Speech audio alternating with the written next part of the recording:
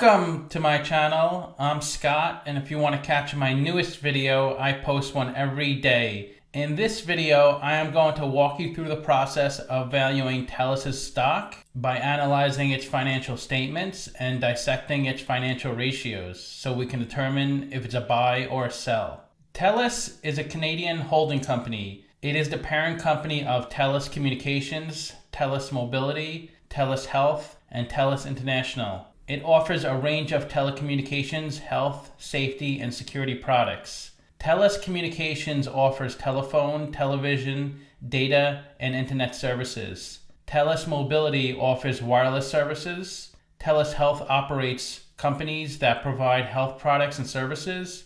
And TELUS International operates worldwide, providing multilingual customer service outsourcing and digital IT services.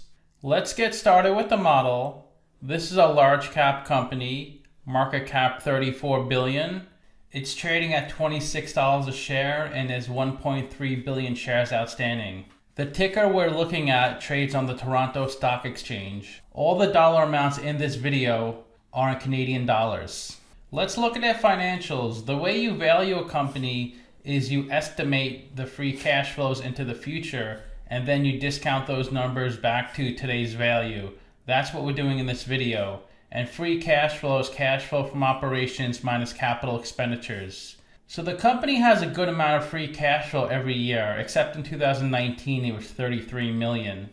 Net income is the profit and loss on the income statement. It's revenue minus expenses. And they have pretty consistent net income each year, about $1.5 billion. Revenue is the sales for the company, and that grows little by little each year. This is the company's income statement. The top line is the revenue, the sales. Below that is the cost of revenue. These are the expenses directly related to generating the revenue. And the difference between those two numbers is their gross profit. And that's the highest in the trailing 12 months at $9 billion. Below that is operating expenses. They had a lot of operating expenses in the trailing 12 months. So they had their lowest operating income in the trailing 12 months at $2.5 billion. This company has a lot of debt, so they have over $700 million of interest payments on their debt. Below that is other income and expenses, which is the money the company generates or loses outside of its core operations. Then you have pre-tax income, and below that is their taxes. And the bottom line of the income statement is net income, and they had their lowest in the trailing 12 months. They did have their highest net income in 2019 at $1.7 billion. But it's pretty steady each year. It's not too volatile. This is the company's statement of cash flows. The top line is operating cash flow, and they generated the most cash in the trailing 12 months at $4.4 billion. Then you have capital expenditures, which are investments in property, plant, and equipment, and they're running about $3 to $4 billion in capex a year.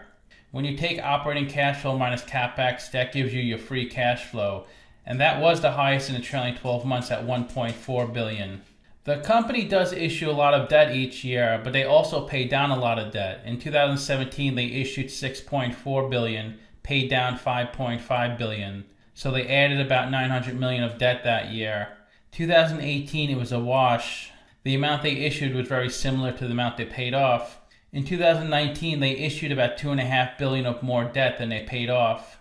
The most important part of any business is their operating cash flow. If you cannot generate positive and healthy operating cash flow, you don't have much of a business. And this business definitely generates a good amount of operating cash flow, about $4 billion every year. And the way you calculate operating cash flow, you start with net income, that was $1.4 billion. Then you have to add or subtract the non-cash items on the income statement.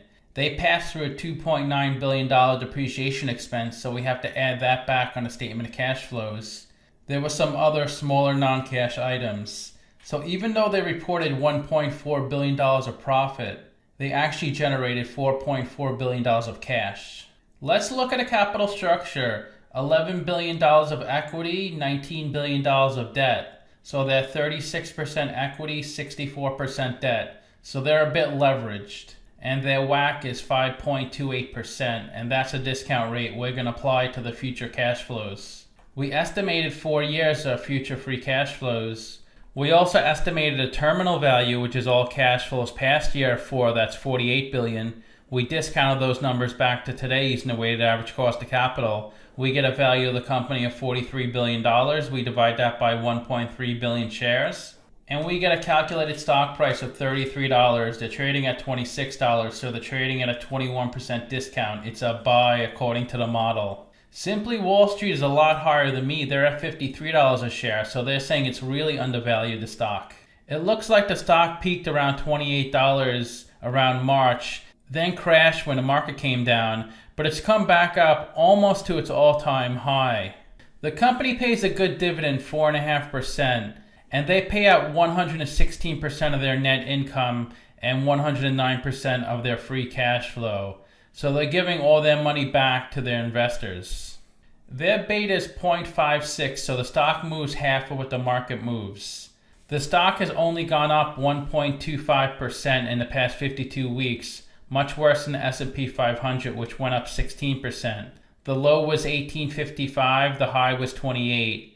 The stock is trading above its 50-day and 200-day moving average, so it seems to be in an uptrend. About 2.5 million shares are traded each day for this stock, and all the shares outstanding are on float. 57% of the shares are held by institutions, and a little under 4% of the shares are shorted. If you invested $10,000 into this company 10 years ago and reinvested the dividends, you'd have $27,000 today. If you did not reinvest the dividends, you'd have $24,000. RBC is their biggest shareholder at 3.75%, then TD Asset Management, then RBC, Capital Research, and BMO. Let's look at their financial ratios. The average PE is 11.3. The median PE in the market's 14.5. PE is stock price over earnings per share. To calculate earnings per share, that's net income over shares outstanding. They're at 25.9, so investors are paying $25.90 for $1 of earnings. Price to sales is stock price over sales per share. They're doing better than the median and average at 2.3. Price to book is stock price over book value per share. They're at 3.2, which is between the median and average. And the way you calculate book value per share, it's equity over shares outstanding. Equity is assets minus liabilities on the balance sheet, and they have $10.7 billion of equity. Negative $7.6 billion of tangible equity because they have $18 billion of intangibles on their balance sheet, $5.3 billion of goodwill, and $12.8 billion of other. Interest coverage ratio is EBIT over interest expense. They can cover their interest payments 3.5 times. ROE is net income over equity. They're at 12%, which is better than the median and average. Current ratio is current assets over current liabilities. They can cover 80% of their current liabilities with their current assets. And their current assets are $500 million of cash, $2.8 billion of receivables, and $400 million of inventory. It seems like the company will need more debt financing to run their business over the next 12 months. Their most recent free cash flow was $1.4 billion. They have negative $1.2 billion of working capital. Working capital is current assets minus current liabilities. And they have a $1.5 billion dividend payment. So it looks like they're short about $1.3 billion. This is assuming they have the same free cash flow again, $1.4 billion. If they have less, then they'll be even more underfunded. But if they have a lot more free cash flow, then they'll have enough money to run their business without taking on more debt. The best way to look at ratios to compare them to similar companies, I've done videos on Bell Canada, Rogers, Shaw, AT&T, T-Mobile, Vonage, Verizon, and Zoom, all in the same industry as TELUS. And if TELUS has a number in red, they're worse than the average. If they have a number in green, they're better than the average. So they're a little worse in PE at 25.9. They're much better in price to sales and price to book. They're doing bad in current ratio. They're below 1 like most companies in this industry. They do have a little better than average ROE. They're doing worse in debt at 64%, average is 51%.